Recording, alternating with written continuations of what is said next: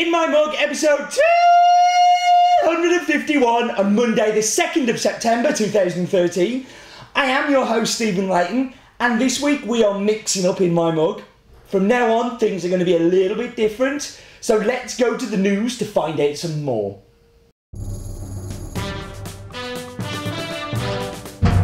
What the heck was that noise? So, it is going to be a little bit different. Do you like my new set? Do you like my new table?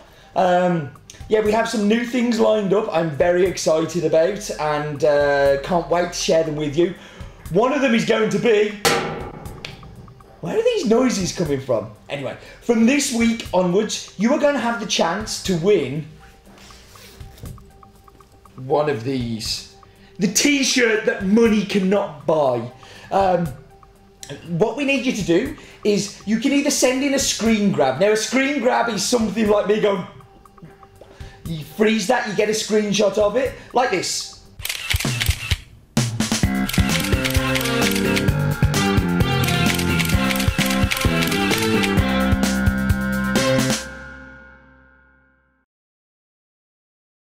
And if yours gets chosen, then you get to win one of these. Also, you get a chance to have a vine. So the vines, for instance, like this one.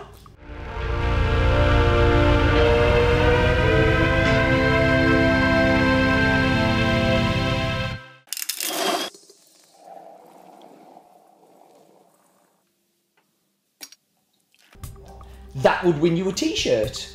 Or you can ask a question of our resident barista trainer, an all-round good guy, Mr. Dale Harris. You'll see some more on that later. And if you select that, that's how I won this one. You'll be able to win one there. Or you can send in a pinboard of doom, which you already know about. Now, I'm only going to do one of these per episode, and not everyone's is going to get shown because that's winning a t-shirt, you know, you have to do something pretty spectacular. But hopefully you'll send in much more of them so you get one of these amazing In My Mug t-shirts. It has a back and everything. It's really, really cool. And if your clip gets played, you have to drop me an email. Tell me it was yours, and it has to be in the week that In My Mug is the In My Mug. So you've got to watch. You see, I'm looking now, I'm thinking, get people watching more regularly to see whether they've won. So, yeah, it has to be the active In My Mug for that week, and you will win. That's amazing. It's going to be a really, really cool thing. And our guest blend bandwagon continues. We are now in September, and it's September is world famous, I'm sure, for Talk Like a Pirate Day. Ha! Me heart is. And with this month's blend, you get a tattoo.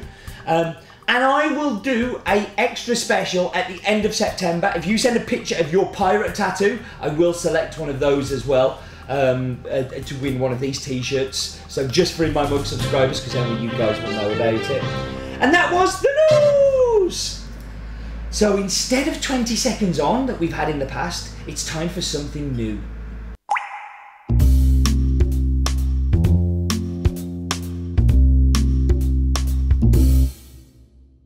So Focus On is going to be a month-long focus on something. For each In My Mug, we'll be very much focusing on these things. This one is going to be varietals. So each coffee in September, we'll be looking at varietals in a little bit more depth and a little bit more spending a little bit of time dwelling on it. So the one that we're doing today is a Kenyan, and it's an SL28 varietal. So instead of me rambling very quickly for 20 seconds, we're going to look at SL28. So it's mostly found in Kenya, although there has been a push in recent years for lots in Central America and South America, mainly because it normally produces an amazing cup. It's some of the most treasured cups, some of the most amazing cups that I've had have come from SL28. To be honest, everything I've tasted outside of Kenya has been a little bit disappointing. It's a hybrid. So a hybrid is where we've taken different varietals. So it's taken Bourbon, and it's taken Yemeni Mocha and Typica.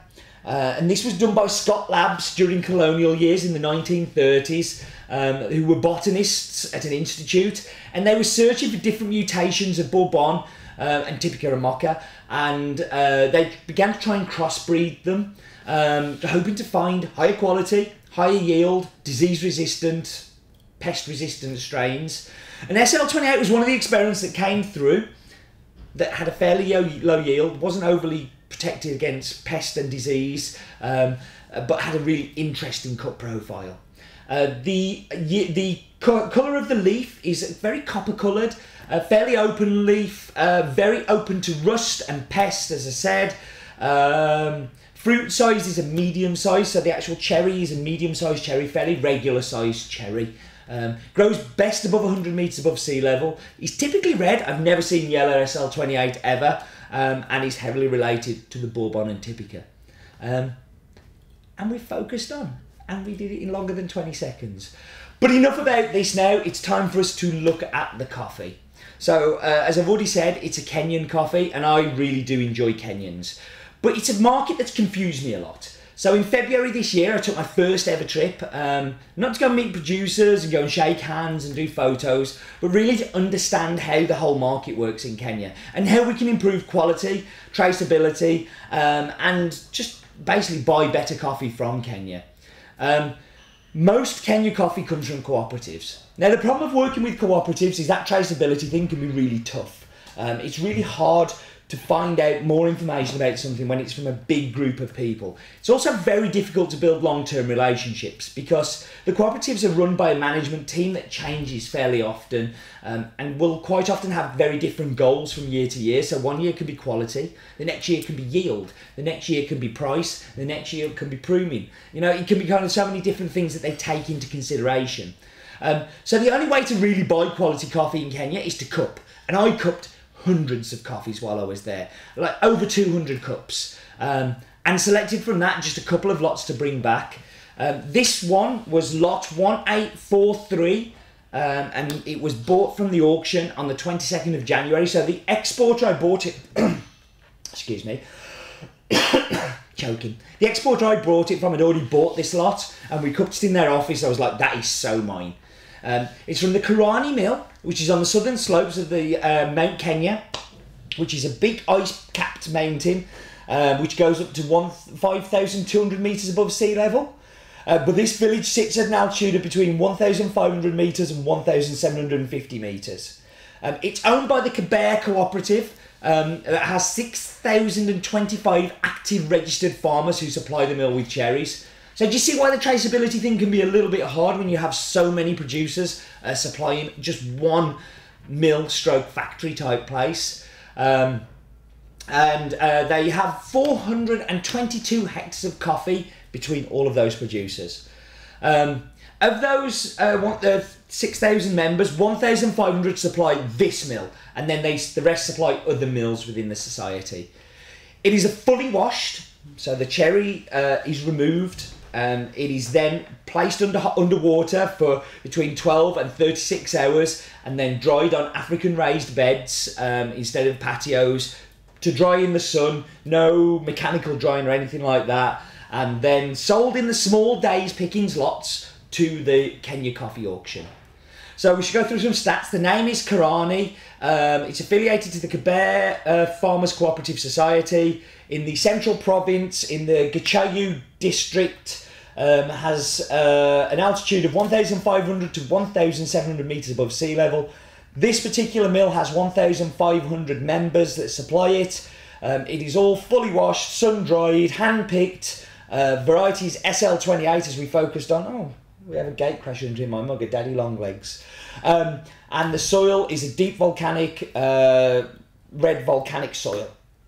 And yeah, that was it. So now we should go to the map bit, and I do have high hopes for this one. It's the map bit, no expense spent. It's the map bit. Hello! I hope you're enjoying the new In My Mug format. And this new format means we get on with it. So we should look at Africa. This is the wonderful continent that is. Number of coffee growing countries, 18. Population is just obscenely huge with a very, very big surface area. You kind of look at it, it's many, many, many times the size of the UK. So let's look down into Kenya, the specifics, and we should focus on Kenya as a country. So its name is Kenya, has a population of just over 41 million, twice the size of the UK, and the capital is Nairobi. But let's get down into the detail of the washing station. So this is the view of the washing station, looking down on the village in the valley. And just whiz round here, can you see that mount there? Just let's zoom in. That is Mount Kenya. And you can just see in the distance the little red dot. And let's get back to there, of where the washing station is. So it's really in the foothills of that Mount Kenya area. And that was the wonderful, interesting, lovely map bit.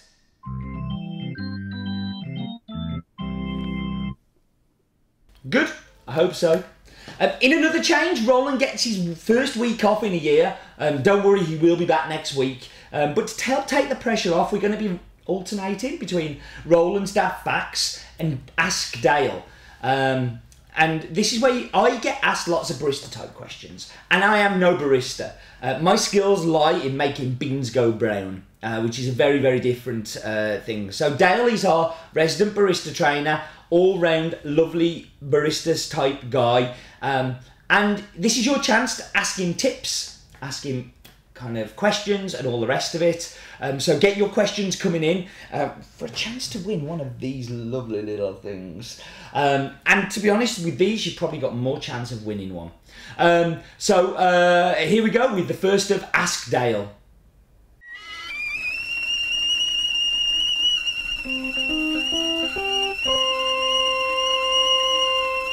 So as we have no question, this is why I've got my t-shirt. I'm going to ask Dale, Dale, are Kenyas suitable for espresso?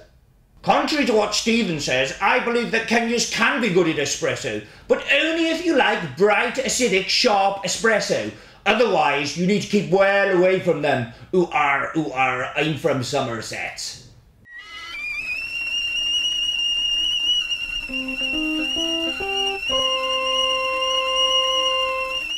So controversially there, Dale is disagreeing with me, but I do kind of disagree. I kind of agree with him too.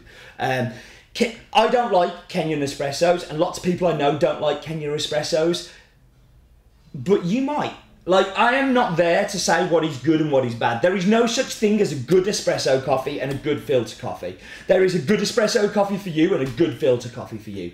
And I firmly believe that. For me, I'm not looking forward to the espresso over this at all, but we will suffer that one. So you may notice that the Wheel of Death has changed. It's now the Wheel of Discovery.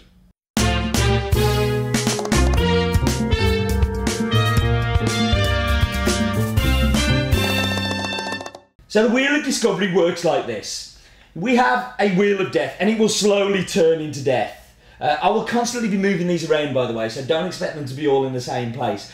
But what will happen is you will, if you hit one of the red ones, we will go on a magical tour out of this wonderful studio and to the said place, so you get to discover the roastery. And if you get one of these, then we have to do a Wheel of Death. It will slowly turn into death and then slowly turn back into discovery. So let's give it a whirl. Where it goes, everybody cares because it's discovery. Ooh! Right, we're going to reception. So here goes. Okay, so it's time for us to go on our discovery. So time for us to leave the has-been set.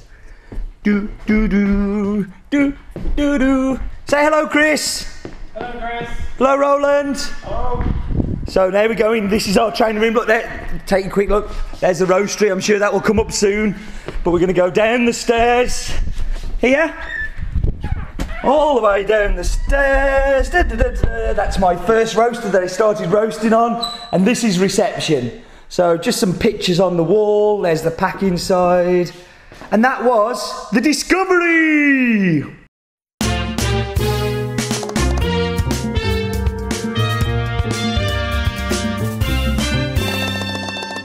So the idea of that is so you get a rough idea of the roastery and the kind of layout and stuff. I kind of thought it might be a bit of fun. So I hope you agree. Let's get into the coffee. So let's start with the espresso. Okay, so I'm going to disagree with Dale, but also agree with him. I don't like this as an espresso, but I also agree that some people love that acidity and love that brightness. There is too much there for me. It's very citrus, very lemon-like. There's a hint of peach that I know comes out more in the other drinks, but it's mainly acidity. And it's just too much for me. It's too powerful. You may love that. That's great. I'm very happy for you. It's not wrong. It's quite right to like what you like. But it's too much for me.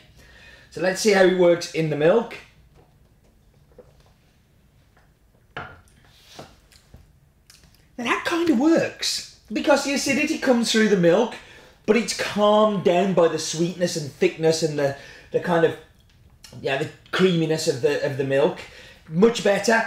The peach is more highlighted than it is in the espresso, and the citrus lemon is kind of killed down a little bit, and the creaminess is raised. So that's good. See, I like my espressos to be sweet and with body, and to have some acidity, but not to be the dominant part. That's when I kind of don't like it so much. So into my hipster mug, we should go with the Chemex. I didn't choose the Chemex, by the way. I know it's my default brewing method, but this was Roland's choice. He did the Chemex, Chris did the cappuccino and the espresso for me. They're very kind. I am running about like a silly thing at the moment. So yes, here, this is where it excels. It's creamy, it's sweet, it has that peach just running all the way through it.